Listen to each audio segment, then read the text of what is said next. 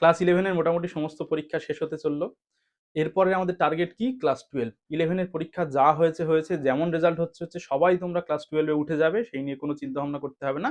Class 12 এর রেজাল্টটা কিন্তু অনেক অনেক বেশি গুরুত্বপূর্ণ আমাদের কাছে। আমি সবসময় বলে থাকি, মাধ্যমিকের থেকে উচ্চ মাধ্যমিক পরীক্ষার গুরুত্ব অনেক বেশি। কারণ উচ্চ মাধ্যমিকের নম্বরটা আমাদের ভীষণ ভীষণভাবে প্রয়োজন, অনেক জায়গায় এই নম্বরটা আমাদের কাজে লাগে। সেহেতু আমরা কি করবো, উচ্চ মাধ্যমিকটা খুব ভালো করে পড়াশোনা শুরু করব।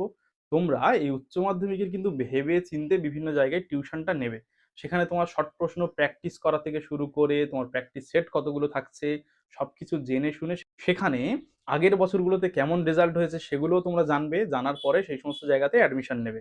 যারা যারা আমাদের স্মার্ট টিউটোরিয়াল হাবে অ্যাডমিশন নিতে চাও, তারা অবশ্যই অবশ্যই করে ডেসক্রিপশন থেকে আমাদের হোয়াটসঅ্যাপ নম্বর নিয়ে যোগাযোগ করো। আমাদের এখানে প্রধানত তোমাদের সমস্ত চ্যাপ্টার পড়ানো হবে, তার সঙ্গে সঙ্গে রেগুলার প্র্যাকটিস সেট পাঠানো হবে টেলিগ্রামের মাধ্যমে। আর প্রত্যেক চ্যাপ্টার শেষ হয়ে গেলে আমরা কিন্তু মক টেস্ট নেব। ক্লাস 12 এর থার্ড সেমিস্টারের ক্ষেত্রে সব থেকে যেটা বেশি গুরুত্বপূর্ণ সেটা হচ্ছে অনেক অনেক বেশি করে প্র্যাকটিস করা। সেই জন্য আরো অনেক অনেক বিষয় রয়েছে। তোমরা স্মার্ট টিউটোরিয়াল হাবে এসো। মার্চ মাসের 1 তারিখ থেকে আমরা ক্লাস শুরু করছি।